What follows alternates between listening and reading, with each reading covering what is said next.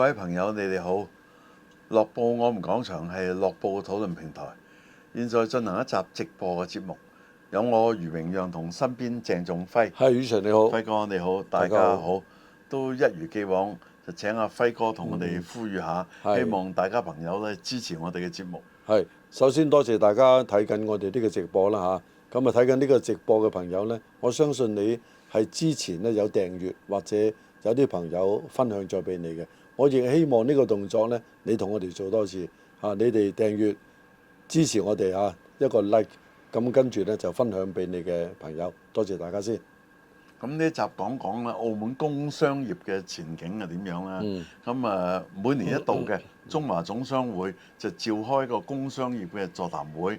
咁今年都一樣啦。咁各行各業咧就表達下佢哋做開點樣，同埋期望將來點樣咁我都將佢睇咗一次咧，即係包括一般嚟講就希望咧，即係加快一啲政府嘅程序咁樣啦。嗱，因為有啲行業比較慘啲嘅佢例如藥房咁係嘛？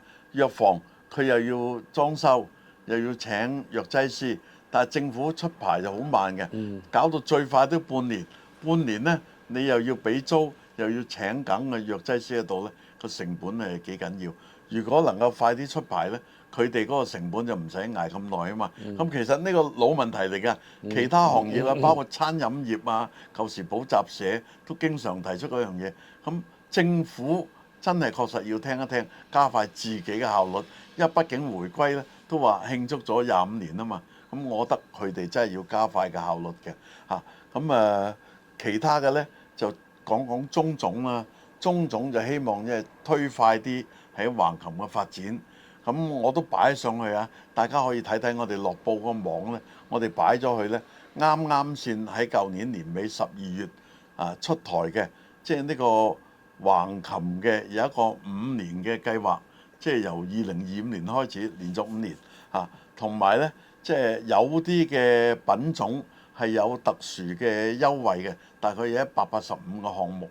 咁大家睇下先知道，喂有啲嘢原來我哋可以做喎。咁我重複講翻，橫琴呢就作為澳門唔夠土地，所以就撥咗個地俾我哋用，但係唔係一定話撥咗俾你已經發達啦咁。我哋睇翻香港咧，沙田啦、將軍澳啊，佢都要慢慢形成咗個區，咁然後先有零售業各行各業喺度出現嘅。即係初頭你唔會話一個區定呢，就即刻又有賣雲吞麵有油炸鬼咁或者有啲整車同人整電腦唔會即刻有咁多。但現在橫琴呢，就已經落戶嘅澳門企業呢，原來都唔少嘅，有6000間。咁計劃希望呢個即係乜嘢都有個預算，達唔達到唔知啦。即係到2029年嘅年尾，即係換句説話，呢個5年規劃嘅尾呢，希望達到25000間。咁按照以往嗰個速度呢，即係我哋冇數嘅，即係只不過係樂觀希望達到。而中華總商會呢，就係希望好多嘢呢，即係能夠推動到喺橫琴嘅發展呢，即係包括我哋現在睇呢，即係有啲行業已經落戶咗啦，金融業啦。咁亦都有啲因為澳門外勞相當多即係有成普遍都經常有16至18萬嘅咁係嘛？咁有啲人力資源公司都落戶咗喺嗰度。咁有啲金融嘅行業呢，包括做保險，你可以唔使個寫字樓喺南環咁貴嘅，你喺橫琴咁嗰啲職員過去做嘢亦都得嘅，因為佢啲職員呢唔使日日翻工即係過到去報到開會或者出啲單咁樣之類嘅。咁從種種嘅手段呢，希望加快對橫琴嘅使用。而橫琴目前呢，就有個計劃，即係整3個片區，11個主要嘅產業咁樣嘅。嗱，你啱啱講到咧將軍澳同埋嗰個沙田啦，咁沙田以前咧即係你睇戲咧就睇到哇，阿謝賢揸住個開篷車去沙田時馬場除咗跑馬地有沙田馬場咁跟住去旅行咁樣。咁而家沙田已經係一個即係而家唔係新市鎮啦，已經係一個好成熟嘅市鎮。咁如果用翻呢個咁嘅嗰個即係一個方程式呢，咁澳門可能達唔到呢一樣嘢。即係呢，嗱，而家呢，我覺得深合區度呢係以行業行頭就住宅，即係居民係跟住，即係我居民覺得唔多嘅，啊佢就算將來幾年後咧，啊，預計居民可能都去到12萬咁少嘅啫。所以呢，即係我哋睇翻轉頭啊，唔好話橫琴，其實離島澳門嘅離島啊，呢兩個離島啊，其實嗰個住宅都唔係好密嘅，即係對比澳門啊，咁所以呢，即係你話期望喺深合區嗰個人口多呢，澳門嗰邊啊，咁你如果內地嘅搬入去住，夾埋澳門嗰啲，咁啊有10零萬唔難嘅呢樣嘢。咁但係真真正正係澳門嘅居民搬過去住呢，我諗呢，就因為澳門而家呢係不斷發展緊嗰個住宅群。嗱，我哋最近講即係嗰個新城 A 區咁樣，嗰度都可以住幾千人啊！而家，所以將來呢，橫琴你話如果做零售啊、餐飲啊嗰啲係未適宜嘅，係人流少啊，唔好淨係講住嘅人口，流啊都係少嘅。咁佢有啲行業啱嘅，咁而家定咗185個項目呢，我覺得係好嘅，即係好過猛喺個空口講白話啊嘛。定咗邊啲行業，包括科技得嚟，哇！原來佢都好細分嘅喎。咁就大家照我哋上個禮拜我哋都講過啦，希望澳門啊同內邊廣東省不同嘅城市啊，深圳呢啲可以傾嘅，肇慶嗰啲可以傾嘅，掹佢嚟橫琴去諗諗啲嘢。咁事實上呢，因為都係講粵澳合作啊嘛，粵都要幫手做一啲嘢。咁啊，某啲嘅 AI 嘅嘢呢，而家都係度緊嘅。有啲簡單科技又度緊嘅嗱，我都話啦，有幾個機構，包括寧德時代就已經落咗戶㗎啦。咁我都希望呢，即係迪貫通又幫下手啦。嗱，我哋就睇翻深圳建成之初啦嚇，即係深圳大家都知道，當時唔係一個咁大嘅城市噶嘛嚇，其實就係寶安啫嘛嚇，咁即係寶安區唔係有啲保安喺度啊，即係寶安區寶貝嗰寶安全嗰安咁呢，即係但係呢，點解我哋用翻嗰個深圳嘅經驗呢？點解深圳可以砰砰聲咁快脆上到呢？嗱，老實講，因為係佢有財嘅機會啊，即係揾錢嘅機會。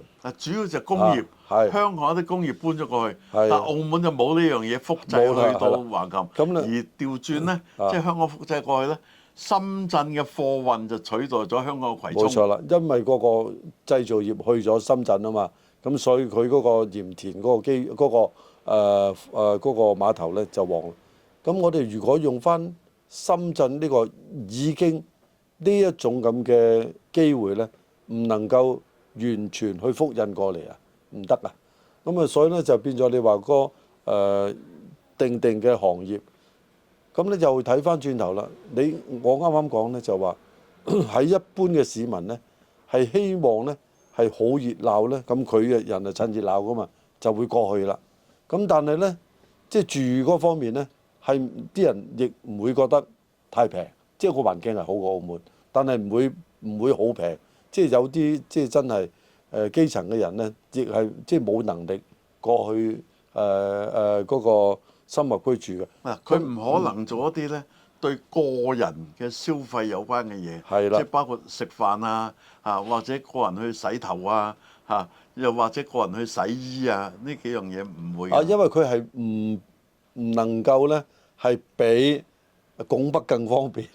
但我睇過佢嗰185個項目呢，即係有啲嘢都係好嘅。咁佢方便嗱，有啲嘢佢降低咗澳門嘅機構個准入門檻嘅。咁好啦，如果將來澳門有啲嘅銀行嗱，澳門有啲銀行喺珠海有分行啊，大家都知道㗎，係嘛？即係呢個包括即係大西洋啊、大豐啊、永亨啊，即係而家嘅華僑銀行，即係等等有啲都開到有分行。咁將來如果喺橫琴呢啲分行入到去呢，佢又可以做一啲對內地不同嘅機構，尤其是工廠啊嘅貸款。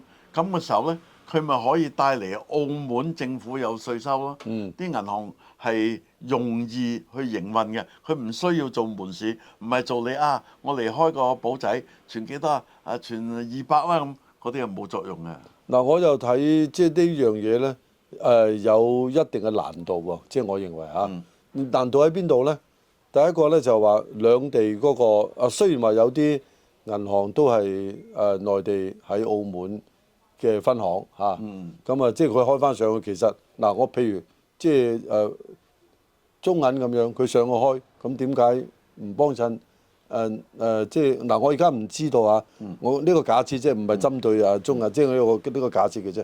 咁啊，中銀喺深澳區開，佢指嘅就唔一定中銀啊，即係嗱，我舉實例等你容易去了解啊。嗱，有啲銀行佢唔係大陸嘅銀行啊嘛，係雖然佢有大陸嘅成分，譬如永大豐亨咁啊，已經係啦，係嘛？咁另外澳門發展銀行，係佢唔係大陸嘅銀行啊嘛，係咁另外仲可以咧有澳門招手一啲國際級嘅銀行，你睇澳門都冇分行，香港有嘅喎，盤谷銀行、東京銀行，你數落好多嗰啲外資銀行喺香港有，澳門冇。但係而你向佢招手咧，佢如果能夠落戶橫琴嘅話，佢咪有機會根據呢個 CEPA 第一，根據粵港澳大灣區嘅條款，佢可以做肇慶某間廠嘅貸款。但係佢喺澳門貸款上去咧，法律嘅問題你追唔到啊嘛。嗱，而家有個問題咧，就係話嗰108項咧，嗱我185咧，我假設啊，就係用銀行作為一個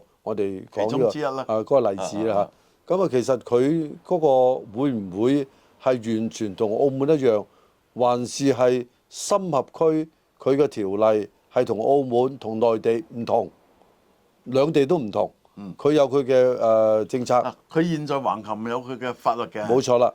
咁呢個問題呢，咁另外一啲法律呢，容易去處理，因為呢粵港澳大灣區佢係照翻佢個位置喺粵啊嘛，譬如東莞，佢就照翻粵嘅法律，係咪？咁現在我哋呢粵港澳大灣區又已經有啲法律事務所成立咗喺度，就有澳門嘅律師同內地嘅律師一齊喺度營運。因為呢，你深合區呢，可能係咪同大灣區有唔同嘅層次嘅優惠呢？或者叫寬鬆呢？都會嗱，因為呢，中國對於即係外資獨資銀行入去內地去經營或者保險業呢，都係有啲管制嘅。而家減少咗個門檻幾次，我知道係，即係最大嘅門檻就係嗰個資本啊。其實，所以呢，即係呢方面呢，會唔會係有優勢？同埋呢，現在嗱講真一樣嘢，係唔係即係呢啲外資銀行佢哋真係好期望去做一啲呢啲金融嘅活動呢？即係佢哋係咪好放心去做呢啲金融嘅活動？睇翻以往呢，有啲叫銀團貸款啊。係。咁其實有啲銀團貸款咧對澳門有貸款嘅，包括對澳門賭場國企係咯。咁佢喺澳門冇分行嘅喎。但係由於呢喺法律上保障到佢啊嘛，而調翻轉，如果喺內地你唔係開喺內地呢，有啲又受唔到法律嘅保障。咁如果有啲澳門資金或者係合資嘅，嗱，而家我哋見到有啲係併購都有啊，例如工商銀行就併購咗澳門嘅誠興銀行啦，係嘛？咁以往都有啲合資嘅銀行嘅澳門亦都有新加坡銀行啦、星展銀行啦。如果佢哋開上去，就受到上面嘅法律嘅保護。例如佢貸一款，佢訴訟，咁按照嗱，你知大陸會咁噶嘛？即係有一個仲裁，你選擇仲裁邊度啦？咁地點地點你可以選擇到離開咗廣東省都有嘅喎，根據法律。咁我哋甚至可以有間銀行，你見到佢借錢俾廣西自治區咁得噶嘛？咁佢仲裁喺邊度？喺梧州咁搞掂啦。但你澳門某間銀行借錢咧有乜嘢冇法律保障啊嘛？咁將來如果開咗呢樣嘢咧，係好事嚟嘅。咁銀行借錢借咗俾你佢覺得你嗰筆錢係穩陣嘅，咪得咯。覺得唔穩陣，佢唔借俾你就得㗎啦。係嘛？咁佢亦都睇你有咩抵押品嘅，即係唔會死錯人嘅。抵押品咧通常包括一啲物料例如有啲嘢澳門冇嘅，佢壓咗個礦床，即係好似烏克蘭咁。大陸真係有好多礦床，有啲礦仔咧係可以有私人企業擁有嘅喎，咁咪得咯。你個礦床值幾多錢？我借錢俾你，攞嚟借5000萬買嗰啲器材嚟到開挖。咁有得做啊！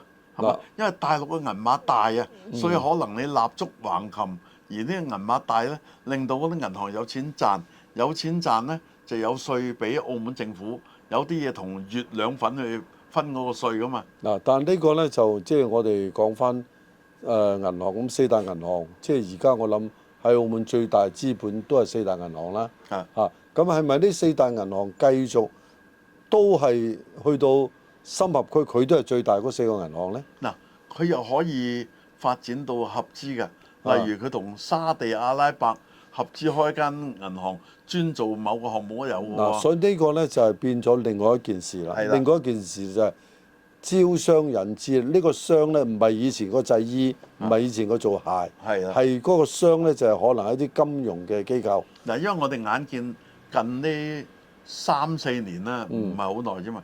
澳門開始有幫手發行一啲嘅債券，嚇咁將來一啲債券係咪可以喺橫琴度發行呢？橫琴發行佢有一個基地啫，咁你藉住橫琴或者揾到廣東省有啲機構佢買，而發行嗰個省份係山西，咁都唔奇噶嘛。呢個呢，就講到呢，即係譬如你如果係本身已經喺澳門嘅中資銀行做翻呢個生意，我覺得佢未必㗎，佢係為新嘅組合嘅。我覺得呢個係糖水滾糖魚嘅啫。只不過可能喺呢度做呢，可能個稅收對澳門即係有益因為分到啲俾澳門啦。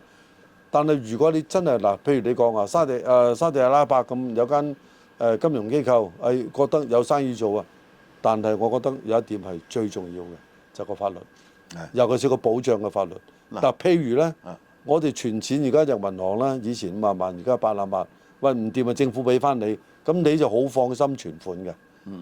咁但係呢，而家升到80萬，係啦，而家升到80萬係咯。咁假設呢，如果你能夠去用一啲嘅手段，去能夠保證你做嘅生意呢未必貸款嘅，你做嘅生意呢，能夠呢喺法律你係啱嘅情況之下呢，譬如發生任何嘅糾紛或者任何嘅事呢，你都係如果你係勝訴，你係啱嘅説話呢，政府保證你攞翻呢筆錢。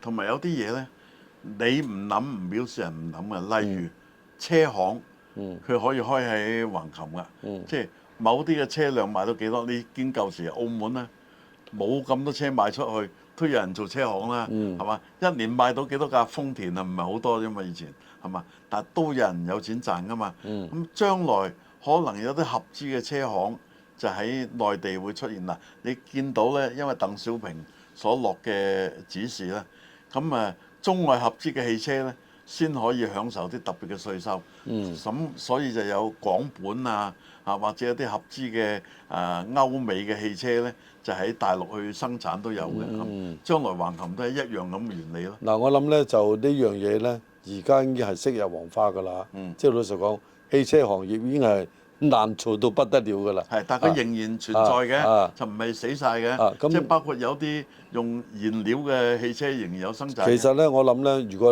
我哋針對翻個金融嚟講先如果嗰個法制係健全嘅説話呢，我相信有得做㗎金融，因為你直接永遠需要貸款嘅。你直接入去內地嗰個門檻呢，同喺深合區唔同呢。